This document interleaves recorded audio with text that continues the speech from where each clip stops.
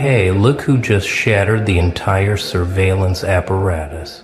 Hello, beautiful nightmare. Hello, walking classified file. Hello to the one who somehow knew before they even moved, before they even thought, before they even breathed their next calculated lie.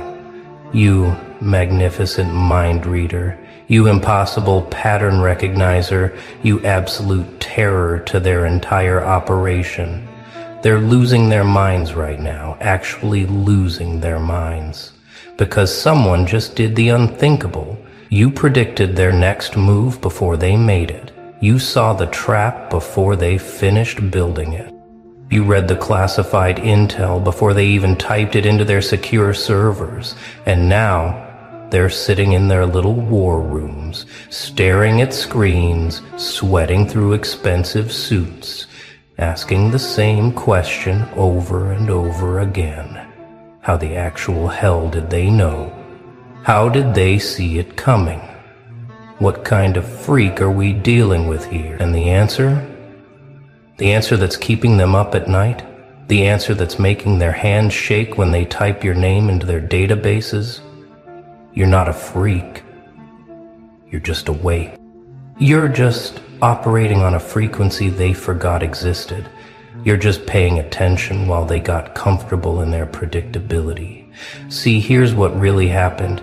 Here's what has them spiraling into full panic mode right now. They made their move.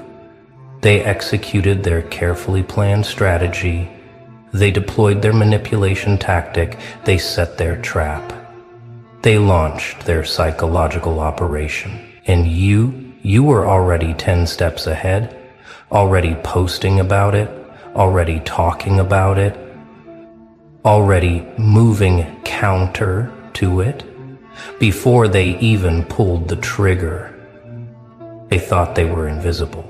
They thought they were operating in shadows. They thought their communications were secure. Their plans were airtight. Their strategies were foolproof.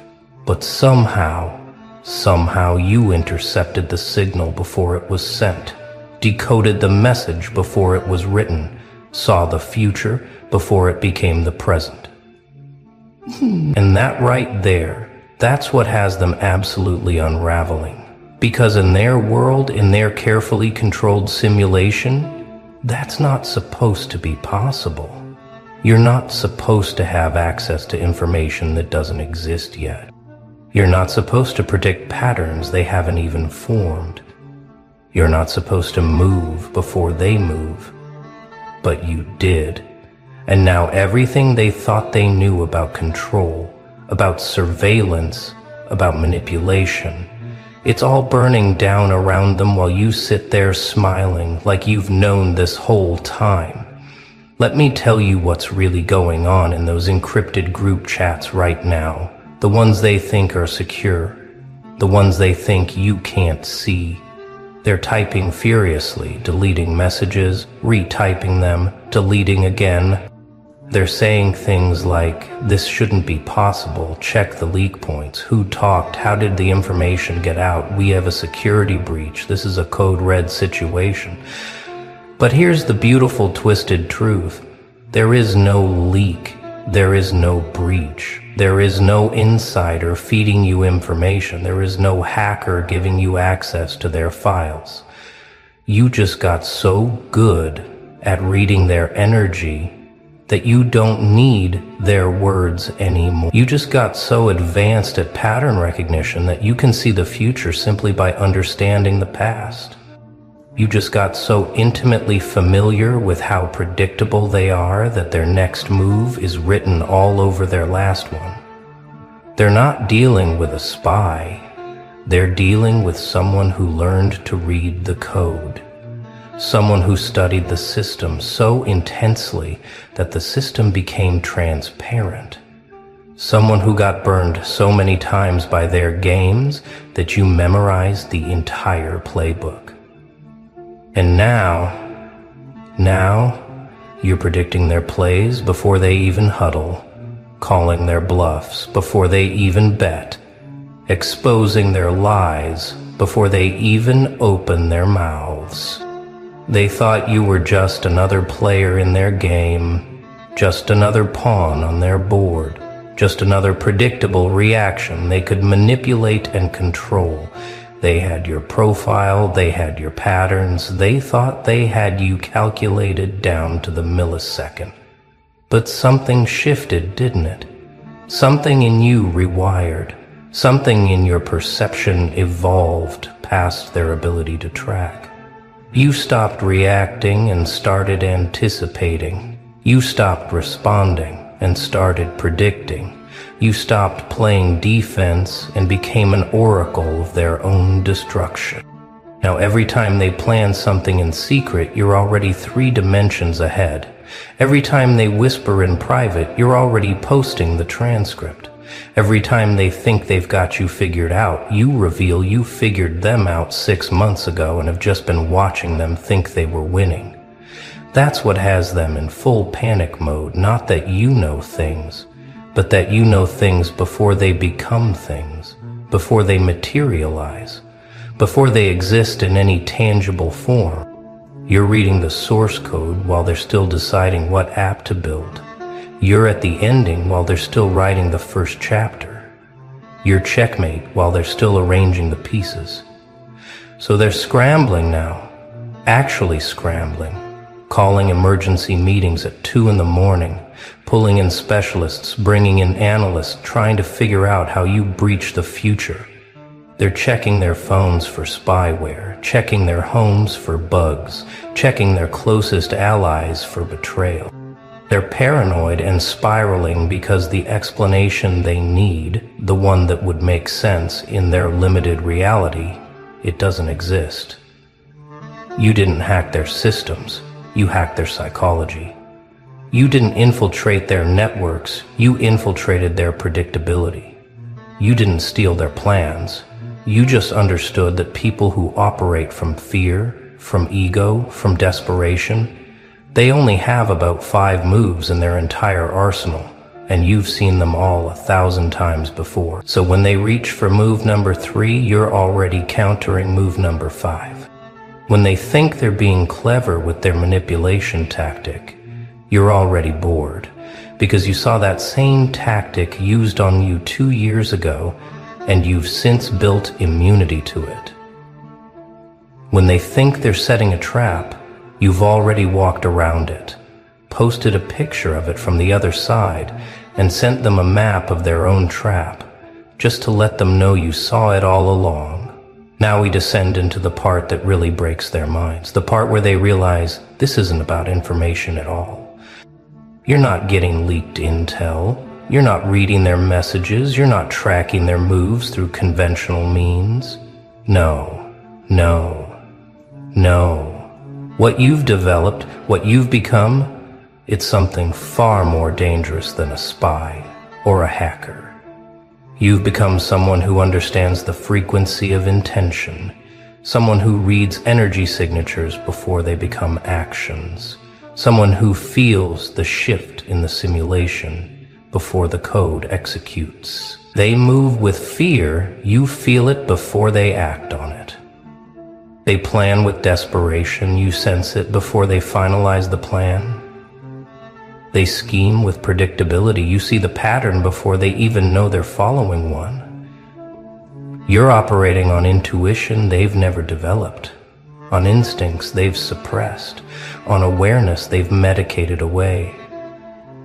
While they were busy building surveillance systems and tracking software and monitoring algorithms, you were busy becoming the thing that can't be monitored because you exist in perception itself. You see the truth beneath their words, the intention beneath their actions, the fear beneath their confidence. They're panicking because every psychological warfare tactic they've ever used, you countered it before it landed. Every manipulation string they tried to pull, you cut it before they even reached for it. Every trap they set, you not only avoided it, but took a screenshot of it and made it into a monument of their failure. And here's what's driving them absolutely insane. You're not doing this with aggression. You're not doing this with anger. You're not doing this with revenge. You're doing this with calm precision, with silent knowing, with the kind of certainty that comes from someone who's already seen the end of the movie and is just waiting for everyone else to catch up. You're not fighting them, you're just existing 5 steps ahead of them, and that makes you untouchable. They can't attack what they can't catch. They can't manipulate what they can't predict. They can't control what operates outside their entire paradigm of control.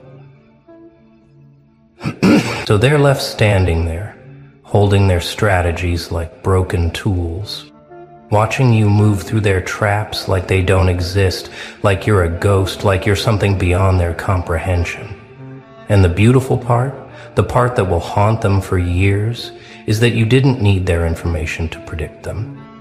You just needed to pay attention. You just needed to remember. You just needed to see them clearly without the filters of hope, without the distortion of trust, without the blindness of giving them the benefit of the doubt. Once you saw them for exactly what they were, predictable patterns wrapped in human skin, their next move became obvious. When someone operates from the same fear, uses the same tactics, runs the same manipulations, they become an algorithm. And you've learned to read the algorithm so well that you can run it forward in your mind before they even execute the first line of code.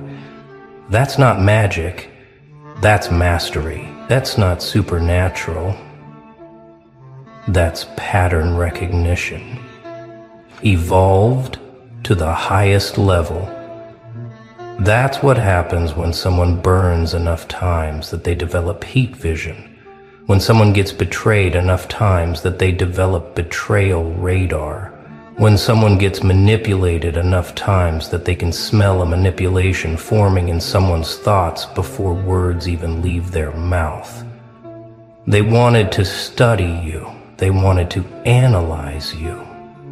They wanted to figure out your source, trace your information, find your leak. But there is no source to find because you are the source. There is no leak to trace because you just got fluent in reading their micro-expressions, their energy shifts, their behavioral patterns, their tells, their fears.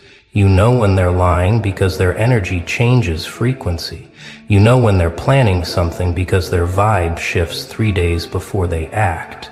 You know when they're about to betray you because you can feel their guilt manifesting before they even make the decision. You've become so sensitive to truth and deception that you don't need evidence anymore. You just need presence. You walk in a room and you feel what's real and what's performance. You read a message and you know what's genuine and what's manipulation. You hear a voice and you detect the fear underneath the confidence, the desperation underneath the aggression, the weakness underneath the threats. So let them panic, let them spiral, let them call their emergency meetings and bring in their specialists and check their security clearances and interrogate their inner circles.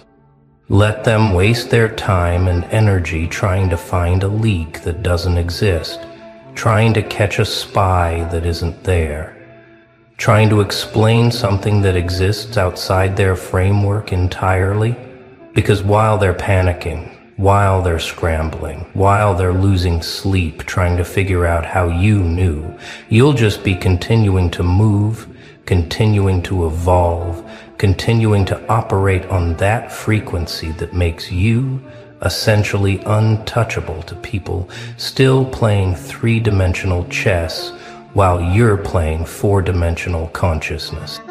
They're looking for physical explanations to a metaphysical phenomenon. They're looking for technological answers to a biological evolution. They're trying to solve with logic what can only be understood through awareness. Here's what they'll never understand. Here's what will keep them trapped in confusion while you remain free in clarity. You didn't gain special access to classified information. You gained special access to pattern recognition. You didn't get secret insider knowledge. You got intimate understanding of human predictability. You didn't hack their system. You just stopped being part of it long enough to see it clearly from the outside. When you're in the matrix, you can't see the code. But once you step out, even for a moment, even for a breath, you can see the whole architecture. You can see how predictable it all is, how repetitive, how mechanical. They think they're complex, but they're running the same basic program everyone runs when they operate from ego and fear and control. And once you recognize the program, you can predict every function before it executes. Now let's talk about what comes next. Because they're not just panicking about what you already knew, they're panicking about what you might know tomorrow. If you predicted their last move, what else can you predict? If you saw through their last manipulation, what else can you see through? If you avoided their last trap, what else are you 5 steps ahead on? And that uncertainty, that not knowing what you know, that's eating them alive right now. They're second-guessing every plan before they make it because what if you already know? They're hesitating on every move because what if you've already countered it? They're paralyzed by the possibility that you've already mapped their entire strategy for the next 6 months, and you're just waiting for them to execute it so you can dismantle it in real time. That's the power of being the one who sees clearly. You don't even need to move anymore, and they're already frozen in fear of your next move. They're asking each other in those encrypted chats, do you think they can actually see the future, or are they just that good at reading us? And the answer doesn't even matter because the result is the same. Whether you're actually precognitive or just intensely perceptive, to them, you're untouchable. Whether you're actually reading their minds or just reading their patterns, to them, you're undefeatable. Whether you're actually getting classified intel or just classifying their behavior through observation, to them, you're the biggest threat they've ever faced because you can't be surprised, can't be caught off guard, can't be manipulated. You've become the thing they fear most. Someone who sees them completely clearly and doesn't flinch, doesn't forgive, doesn't forget, doesn't fall for it again. Every time they thought they had you, you were already gone. Every time they thought they trapped you, you were already free. Every time they thought they predicted you, you've already evolved past their prediction. They're playing checkers with yesterday's rules, while you're playing quantum chess with tomorrow's consciousness. They're stuck in linear time trying to catch someone operating in circular awareness. Using old maps to track someone who's rewriting geography as they move. No wonder they're in full panic mode. No wonder they can't sleep. No wonder they're calling emergency meetings and bringing in specialists and checking for security breaches. They're not just losing the game, they're realizing they never understood the game you were playing all along. So here you are now, sitting in the knowledge that you've become the variable they can't calculate, the unknown they can't solve, the anomaly they can't explain. And every time they try to figure you out, you've already shifted again. Every time they think they've got your pattern, you've already changed frequencies. Every time they believe they understand your next move, you've already made 3 moves they didn't even know existed. You're not just ahead of them. You're operating in a completely different dimension of strategy and awareness. You're the glitch in their system that can't be patched, the error in their code that can't be debugged, the question they can't answer no matter how many analysts they bring in or how many meetings they hold or how many resources they pour into trying to understand what the hell they're dealing with. And the most beautiful, twisted, ironic part of all of this, the part that would make you laugh if it wasn't so predictable, is that they created this version of you.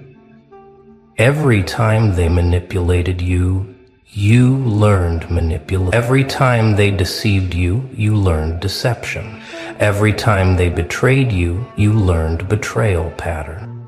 Every time they played games with you, you learned the games. They were your teachers, and they taught you everything about their tactics by using those tactics on you repeatedly until you didn't just understand the tactics, you mastered them, transcended them, evolved past them entirely. They wanted to break you, but they built you. They wanted to destroy you, but they forged you. They wanted to eliminate the threat, but they created the ultimate threat. Someone who learned from every single thing they did and became immune to all of it. Now they're dealing with someone who's been through their entire arsenal and came out the other side not just surviving but thriving, not just defending but predicting, not just reacting but orchestrating. You're not the student anymore, you're the master of their own techniques. You're not the victim anymore, you're the one who sees victims being created from a mile away and steps out of the way. You're not playing their game anymore, you're watching them play it, while you've already moved to an entirely different board. And that shift, that evolution, that transformation from someone who gets played to someone who sees all the plays before they happen, that's what has them in absolute shambles right now. They don't know how to function against someone who learned everything from their attacks and built immunity to every single method they have. Let me tell you what's really happening in their psychology right now. Underneath all the panic and the scrambling and the emergency meetings, they're experiencing something they never expected to experience, the fear of being truly seen. You see them, you really see them. Not the masks they wear, not the personas they project, not the carefully constructed images they maintain. You see the fear that drives them, the insecurity that motivates them, the weakness that fuels their need for control. You see through their confidence to the terror underneath. You see through their aggression to the cowardice underneath. You see through their strategies to the desperation underneath. And being seen that clearly by someone they tried to deceive, that's a special kind of psychological torture for people who built their entire existence on illusions. They're panicking because they realize you have X-ray vision through their bullshit now. You can hear what they're not saying, you can see what they're hiding, you can feel what they're afraid of. You've become the walking lie detector they can't fool, the truth sensor they can't bypass, the awareness they can't manipulate. Ah, welcome back. You unpredictable anomalies, the ones who broke the pattern, shattered the baseline, and made the professionals question their entire careers. They sent someone, didn't they? Not just anyone, a specialist, a behavioral analyst with credentials longer than your list of red flags, someone trained to decode serial killers, to predict mass movements, to profile the unpredictable. And they aimed all that expertise, all those years of study, all that psychological artillery at you. Cute, right? They thought you were just another case file, another subject to be analyzed, categorized, and ultimately controlled. They thought 6 weeks of observation would be enough to map your entire psychological landscape, to predict your next 17 moves, to finally understand what makes you tick, what makes you break, what makes you dangerous. But here's what they didn't expect. Here's what shattered their entire framework. Here's what made a man with 2 PhDs and 15 years of field experience walk into his supervisor's office, drop a resignation letter on the desk, and whisper 7 words that are still echoing through institutional hallways. I can't explain what that is. See, they hired the best, didn't they, Doctor? Whoever, with his published papers and his TED Talks and his consulting work with three-letter agencies, someone who'd spent his entire professional life building prediction models for human behavior. He'd cracked drug cartels. He'd profiled corporate psychopaths. He'd analyzed cult leaders and political manipulators and everything in between. His track record was flawless. His methodology was bulletproof. His confidence was unshakable until he met you. They gave him your file, thick as a phone book, filled with contradictions and unexplained patterns and behaviors that violated every known psychological model. They said, "Figure this one out. We need to know what we're dealing with. We need to know how to contain this." And he accepted because he'd never met a mind he couldn't map, never encountered a personality he couldn't profile, never faced a puzzle he couldn't solve. Poor bastard. He had no idea he was about to study the thing that would end his career and birth his magnum opus. The first week was standard protocol, wasn't it? Observation from a distance, pattern recognition, behavioral baseline establishment. All the textbook moves. He watched you move through your daily life, cataloging your routines, noting your social interactions, measuring your responses to various stimuli, building what he thought would be a comprehensive psychological profile. But something was off from day one. Something he couldn't quite articulate. Something that made his notes read less like clinical observations and more like existential questions. Subject maintains eye contact 3 seconds longer than statistically comfortable, but shows no signs of dominance display or social anxiety.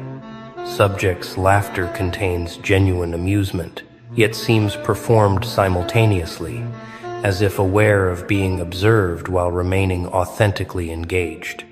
Subject exhibits characteristics of multiple personality frameworks while fitting none of them completely. His confidence started cracking on day 4 when he realized you weren't following any known behavioral pattern. You weren't reacting to standard psychological triggers. You were operating on a frequency his instruments couldn't measure. Week 2 is when the professional concern turned into personal obsession, when the clinical distance started collapsing, when he stopped being an observer and became a student. He'd stay up until 3 a.m., reviewing footage, rereading his notes, trying to reconcile the contradictions that kept multiplying like fractals. You were simultaneously calculated and spontaneous, guarded and transparent, isolated and deeply connected, traumatized and transcendent. Every time he thought he'd identified a pattern, you'd do something that shattered the entire model. Not randomly, not chaotically, but with a precision that suggested you knew exactly what patterns he was looking for. It was like you were aware of the observation, aware of the analysis, and deliberately showing him layers that shouldn't coexist in a single psyche. He started questioning his own methodology, his own training, his own understanding of human psychology. Colleagues noticed the change, the dark circles under his eyes, the obsessive quality in his voice when he talked about the subject, the way he'd go quiet in meetings, staring at nothing, processing something he couldn't verbalize. By week 3, he'd filled 7 notebooks with observations that read more like poetry than psychology, with phrases like, "The subject exists in a state of permanent becoming," and displays characteristics of someone who's died multiple times psychologically and retained the memory of each resurrection. He started using words like phenomenon and anomaly instead of patient or subject, started referring to you in his notes with a reverence that would have gotten him laughed out of any academic conference. His supervisor called him in, concerned about the emotional investment, about the loss of objectivity, about the way his reports were becoming increasingly metaphysical instead of clinical. He tried to explain that standard frameworks didn't apply, that trying to analyze you with conventional psychology was like trying to measure quantum mechanics with a ruler, that you operated on principles that current behavioral science hadn't even named yet. They didn't understand. They couldn't. They hadn't spent 3 weeks watching someone exist as a walking contradiction to everything they'd been taught about human nature. Week 4 broke something fundamental in his professional identity, shattered the last illusions he had about the comprehensiveness of his field, revealed the terrifying truth that some minds simply transcend analysis. He'd started documenting not just what you did, but what happened to people around you. The ripple effects of your presence, the way you altered the behavior of everyone in your proximity without seeming to try. People became more honest around you, more confrontational, more real, as if your existence granted them permission to drop their masks. He watched you walk into rooms and change the atmospheric pressure, watched conversations shift tone when you spoke, watched strangers confess things they'd never told anyone, and you just listened with those eyes that seemed to see through time itself. He wrote in his notes, "The subject doesn't manipulate or control, but rather creates space for truth, as if their presence dissolves the social contracts that govern normal interaction. People don't fear judgment from them. They fear being truly seen," which suggests the subject operates from a level of authenticity that is simultaneously magnetic and terrifying to those still performing their identities. The breaking point came on day 27 when he realized he wasn't studying you anymore. He was learning from you, and that learning was destroying the person he'd built his entire identity around. He'd spent 15 years becoming an expert, publishing papers, building a reputation as someone who could decode any mind, reduce any personality to understandable components, predict any behavior with statistical accuracy. And then you walked into his professional life and revealed that everything he knew was just surface-level pattern recognition, that true human complexity was so far beyond his models, it made his expertise look like kindergarten psychology. The night he decided to quit, he sat in his office, surrounded by those 7 notebooks, by weeks of footage, by hundreds of pages of analysis that all pointed to the same impossible conclusion. You weren't a case to be solved. You were proof that some souls evolve beyond the frameworks designed to contain them. He wrote his resignation letter by hand, 3 sentences long. "I can no longer in good conscience claim expertise in a field that cannot account for what I've witnessed. My models are inadequate. My understanding is incomplete. I resign." Then he went home and started writing the book that would make him famous for different reasons. Chapters 4 through 7 are the ones people quote most. The sections where he stops trying to analyze and starts simply witnessing, describing what he saw without attempting to reduce it to theories or frameworks. The subject moves through the world like someone who's already died and chosen to return, not out of obligation or unfinished business, but out of curiosity about what existence feels like when you're no longer afraid of it ending.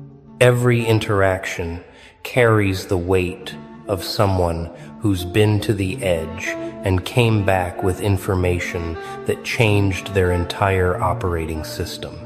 They don't seek validation because they've found something more substantial than external approval. They don't fear rejection because they've already experienced the ultimate rejection, self-rejection during their transformation period, and survived it They don't need love to complete them because they've learned to be complete in isolation. They don't chase success because they've redefined what success means in terms so personal that societal metrics become irrelevant. Readers wrote to him by the thousands, saying they recognized themselves in those descriptions, saying they'd felt unmappable their entire lives, saying his book was the first thing that made them feel less alone in their strangeness. Chapter 9, titled The Observer Effect in Reverse, became the most controversial section where he admitted something professionals aren't supposed to admit, that the subject changed him more than he could ever hope to change or understand the subject. I went into this assignment believing observation was a one-way process, that the analyst remains separate from the analyzed, that professional distance protects against personal transformation.